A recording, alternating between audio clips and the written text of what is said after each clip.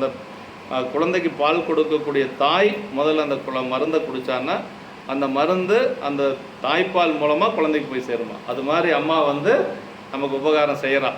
அதான் சொல்கிறார் குமரகுருபர் சொல்கிறார், இத்தொழில் ஐந்தும் மெய்த்தொழிலாக பாலுன் குழவி பசுங்குடர் பொறாதென நோயின் மருந்து தாயுண்டாங்கு மண்ணுயிர் தொகுதிக்கு இன்னருள் கிடைப்ப வையம் என்றழைத்த தெய்வ கற்பின் அருள் சூழ் கொண்ட ஐயரை தடங்கன் திருமான் சாயல் திருத்தலை காண சிற்சபை பொழிய திருநடம் புரியும் அற்புத கூத்து என்று சொல்லி பாருங்க. குமரகுருபர் வந்து அவர் ரொம்ப அவர் துறவு நிலையை எங்கே சொல்கிறார் அப்படின்னா சிதம்பரத்தில் தான் சொல்கிறார்.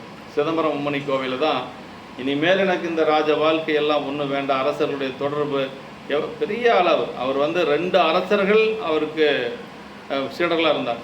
2 அரசர்களால் சன்மானிக்கப்பட்டவர் குமரகுருபர். கடைசியாக அவர் என்ன கேட்டார், நான் பலமுறை பார்த்துருக்கோம். சிதம்பரம் மும்மணி கோவிலில் தான் பற்றின்மை வெளிப்படுத்துகிறார். எனக்கு என்ன வேணும், கடைசியாக கிழிஞ்சு போன ஆடை, அதாவது பல ஒட்டு துணியெல்லாம் சேர்த்து தைச்ச ஒரு ஆடை இருந்தால் போதும் அப்படின்னார். கருந்துணி பல தொடுத்து செய்த ஒரு துணி அல்லது பிரிதொன்று கிடையாதாக, வேறு எதுவும் வேண்டாம் சாமி. அது எப்படிப்பட்ட காலம், மார்கழி மாதம் குளிர்காலத்தில்,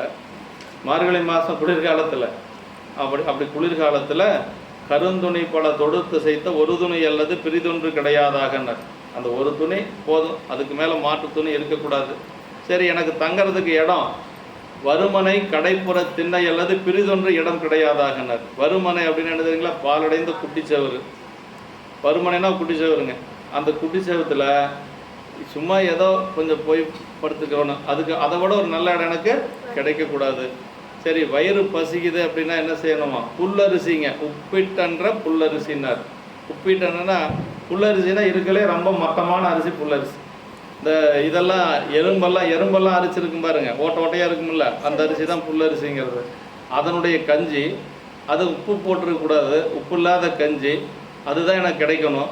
அப்புறம் என்ன சொல்கிறார் அப்படின்னா, அந்த கஞ்சி வந்து எனக்கு மறுபடியும் குடித்தது உடனே பசிக்கும்ல, நான் பசிக்குதுன்னு வாய் விட்டு கேட்பேன், யாரும் எனக்கு சோறு கொடுக்கக்கூடாது. பசிக்குதுன்னு வாய் விட்டு கேட்பாராம், ஆனால் யாரும் சோறு கொடுக்கக்கூடாது.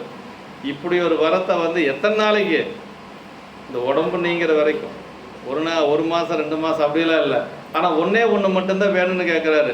என்ன சொல்கிறார் தெரியுங்களா, அதாவது நல்லா சொல்கிறார், அடியார்கள், அது எப்படிப்பட்ட அடியார்னா மெய்த்தவ விழுத்தவ அடியார்கள் உறவு, இந்த உடம்பு இருக்கிற வரைக்கும் எனக்கு வேணும் அப்படிங்கிறார். உடம்பு இருக்கிற வரைக்கும் அவர் வேணும்னு கேட்ட ஒன்றே ஒன்று, அடியார்களோட நான் இருக்கணும், அது ஒழுக்கம் நிறைந்த விழுத்தவ அடியார்கள் அப்படிங்கிறது. நல்ல ஒழுக்கமான அடியாராக இருக்கணும். இல்லைன்னா அப்புறம் அது எப்படி இருக்கும் அப்படின்னு நம்ம சொல்ல தேவையில்லை. நல்ல ஒழுக்கமான அடியார்களாக இருக்கும்.